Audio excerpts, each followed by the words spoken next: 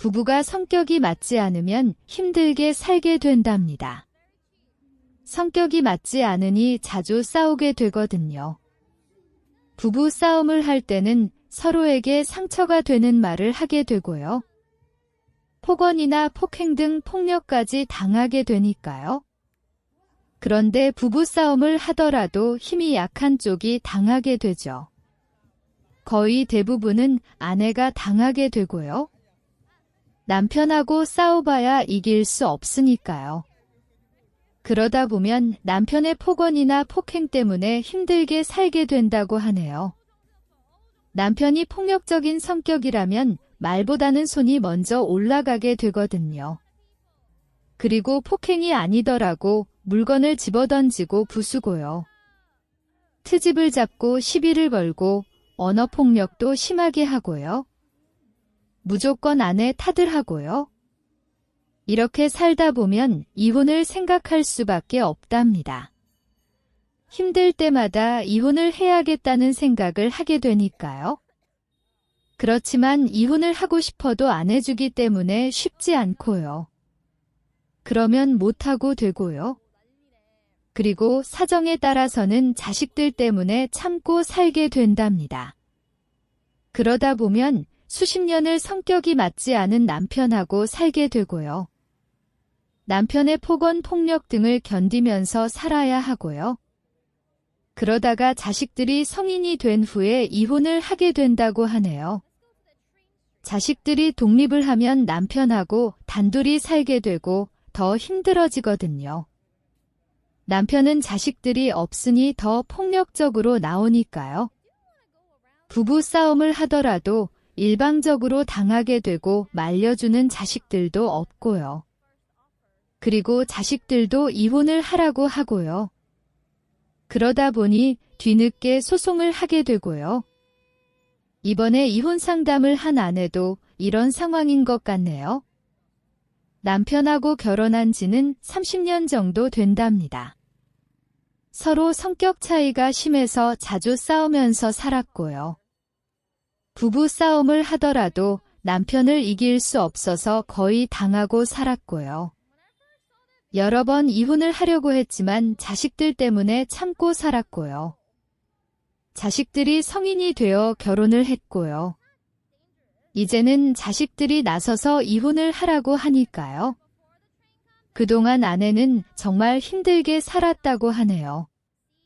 성격 차이가 심한 남편의 가정폭력 때문에 고생을 많이 했거든요.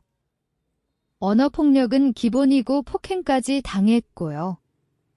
신고를 한 적도 여러 번이고 각서를 받고 용서를 해준 적이 많고요. 어린아이들 때문에 이혼을 못한다는 것을 알고 더 심했고요.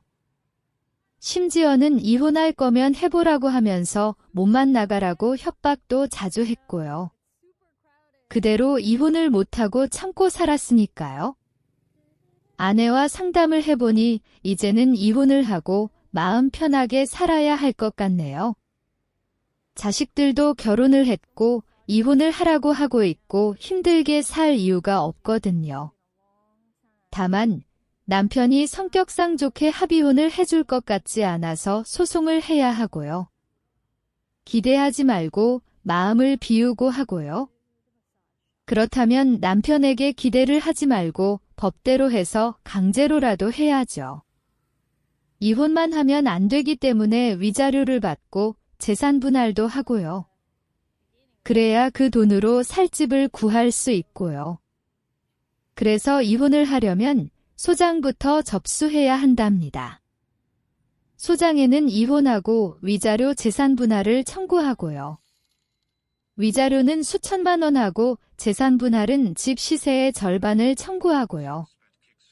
청구 이유는 남편의 가정폭력으로 인하여 더 이상 혼인관계를 유지하기 힘들어 혼인 파탄에 이르게 되었다는 것이고요. 증거는 그동안 모아둔 각서, 사진, 동영상, 녹취록, 카톡, 문자 내용을 첨부하고요. 서류는 아내하고 남편의 각각 기본증명서, 가족관계증명서, 혼인관계증명서, 주민등록초본을 첨부하고요. 주소지 관할 법원에 접수하고요. 이렇게 이혼 소장을 접수하면 법원에서 남편, 피고에게 소장 부분을 송달할 겁니다. 그러면 남편이 소장을 받아보고 어떻게 할 것인지 생각해 볼 것이고요. 그리고 이혼 소송을 취하하라고 회유를 할 수 있고요. 그래도 더 이상 속으면 안 되기 때문에 취하를 해주면 안 되고요. 만약에 남편이 폭력적으로 나오면 바로 신고를 해야 하죠.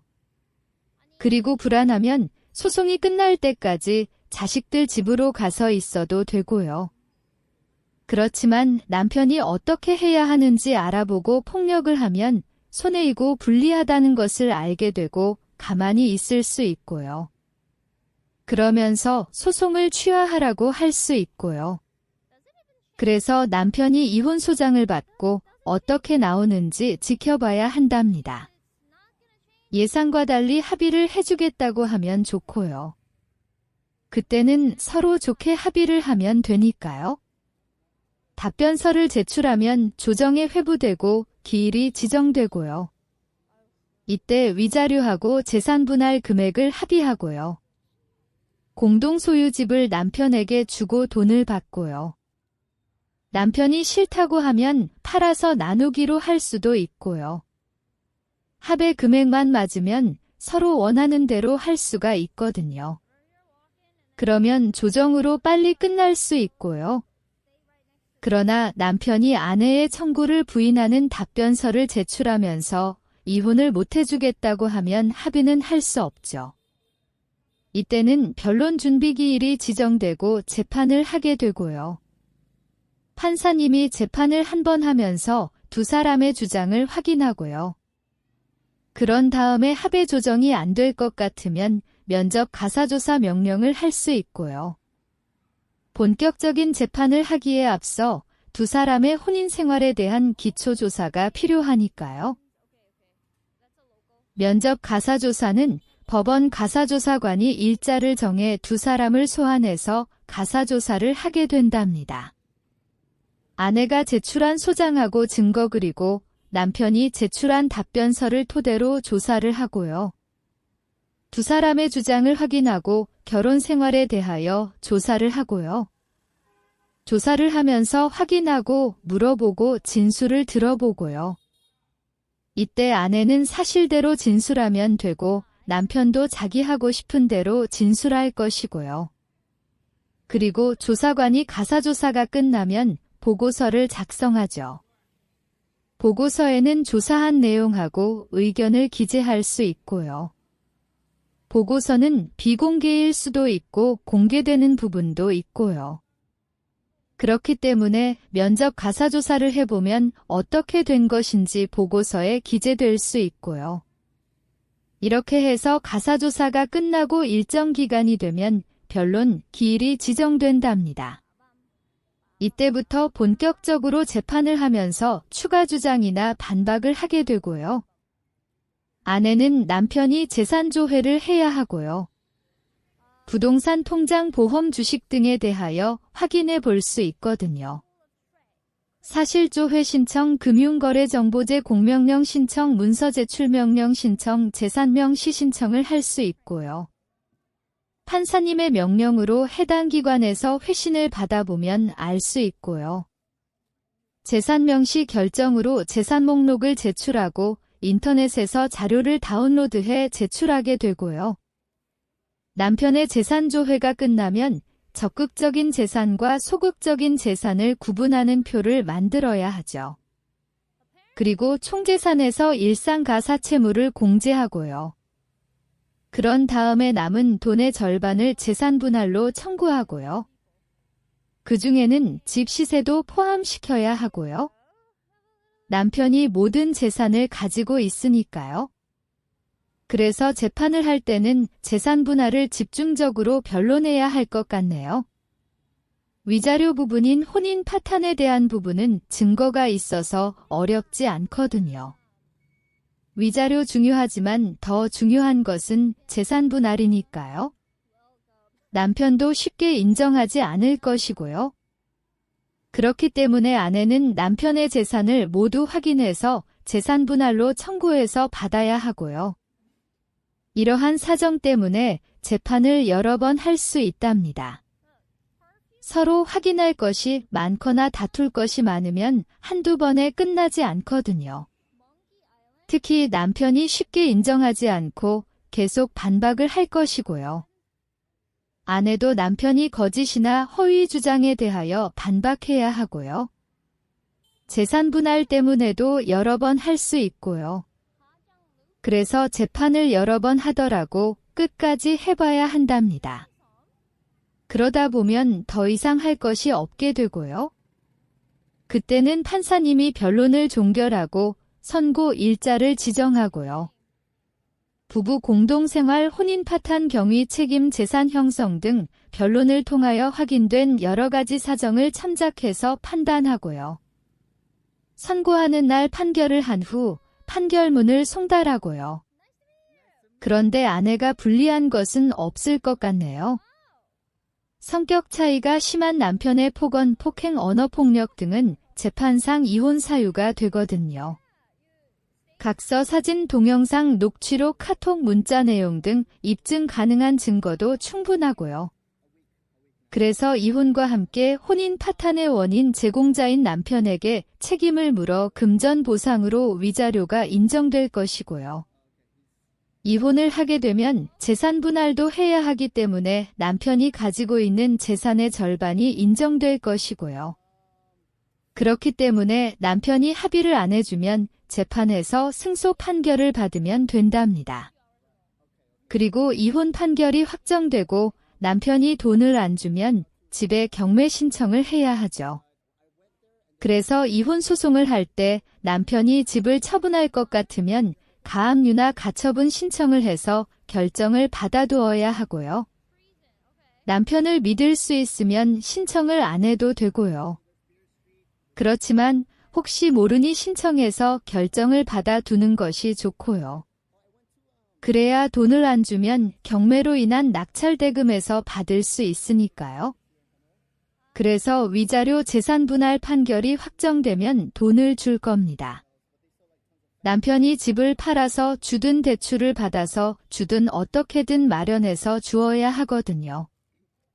돈을 안 주면 계속 연이자가 붙게 되고요. 집에 경매 신청을 당할 수도 있고요. 그렇기 때문에 승소 판결만 받으면 돈을 얼마든지 받을 수 있을 것 같네요. 그때까지는 기다려야 하고요. 저희가 이혼 상담이나 이혼 소송을 해보면 이런 사례가 정말 많답니다. 부부가 성격 차이로 인하여 혼인 파탄에 이르게 되어 이혼을 하게 된 경우가 많거든요. 그 중에는 남편의 폭력적인 성격으로 인하여 이혼을 하게 된 분들이 많고요.